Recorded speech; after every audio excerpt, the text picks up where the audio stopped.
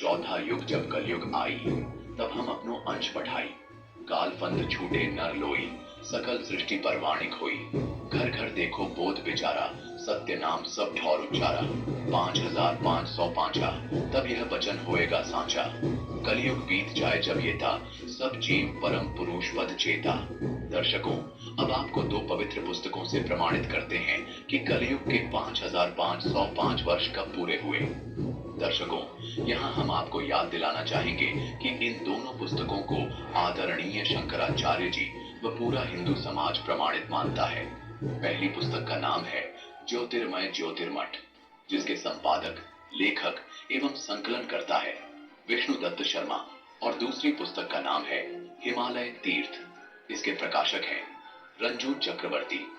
आदि शंकराचार्य जी की जीवनी पुस्तक में लिखा है कि आदि शंकराचार्य जी का जन्म ईसा जी से 508 वर्ष पहले हुआ था, और पुस्तक हिमालय तीर्थ में भविष्यवाणी की गई है जो आदि शंकराचार्य जी के जन्म से पहले की है।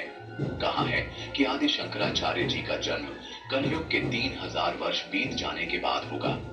अब गणित की रीति से जांच करके देखते हैं कि वर्तमान में यानी सन 2025 में कलयुग कितना बीत चुका है।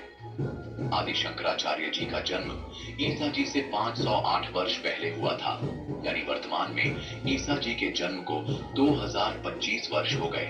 शंकराचार्य जी का जन्म ईसा जी से 508 वर्ष पहले, यानी शंकराचार्य जी के जन्म को हुए आज 2025 जमा 508, यानी 2533 वर्ष हो चुके हैं।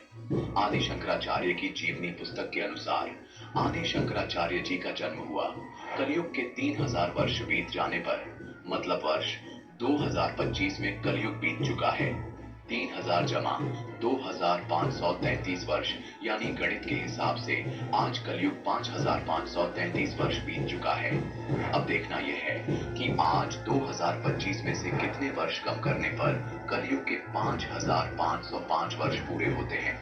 मतलब 28 साल पहले कलयुग के 5505 वर्ष पूरे हो चुके थे। यानी 2025 में यदि कलयुग 5533 वर्ष बीता है तो 1997 में कलयुग 5505 वर्ष बीत चुका था।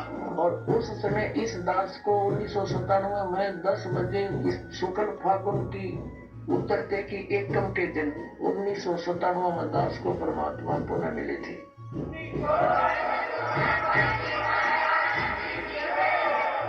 उन्होंने उस समय आदेश दे दिया था कि अब समय आ गया है कि सतनाम की उजागर कर देने का, बेटा कर दे।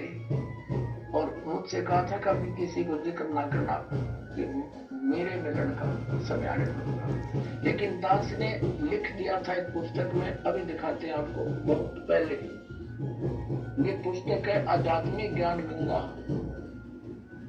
ये सन 2009 से चल रही है, और 2005 में दास ने एक पुस्तक लिखी थी भक्ति और भगवान, उसमें भी लिख दिया था। अब देखना ये आध्यात्मिक ज्ञान गंगा, ये यहाँ अपने इस दास के द्वारा इसका सब सदग्रंथों के आधार से, इसके आधार से ये बनाई है। अब इसके पृष्ठ नंबर 538 पे ये है आध्यात्मिक ज्ञान गंगा,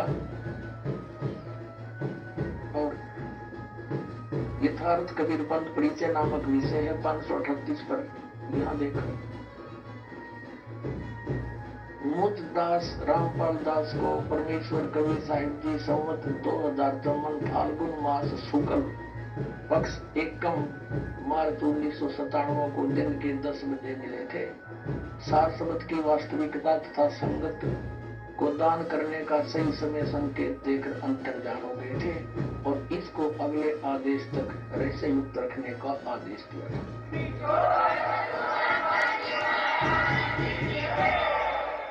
तो पुण्यात्माओं, ये